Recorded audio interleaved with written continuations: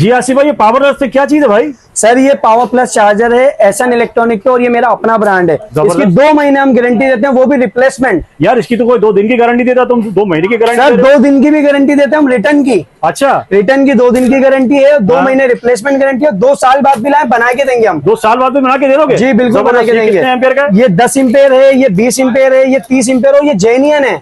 ये 30 एम्पियर कहाँ तक करेगा भाई? 30 सर एम्पियर कहाँ तक करेगा? 10 एम्पेयर वाला हमारा करेगा 50 से 80 एम्पेयर की, सही है। 20 एम्पेयर हमारा करेगा 50 से 180 एम्पेयर की, और 30 वाला हमारा करेगा 50 से 250 ट्यूबलर बैटरी। ट्यूबलर बैटरी को करेगा 250 वाली को? बिल्कुल बिल्कुल करेगा। ओके, देख और लीजिए। सबसे बड़ी मेंशन वाली बात यह है कि अभी कुछ ही दिन पहले मैंने 5000 रुपए की कुरंदादी रखी हुई थी उम्रे के टिकट की, अब मैं चार्जर के ऊपर भी गिफ्ट ले आया हूं। ये देख सकते हैं आप, पढ़े एसएन इलेक्ट्रॉनिक की जानिब से एक और शानदार ऑफर, 1 अदद पावर प्लस चार्जर खरीदने के पर ब्रांड न्यू बाइक। ये बाइक मिलेगी? बिल्कुल बाइक कौन सी कंपनी की होगी भाई? सर यूनिक हो, यूनियन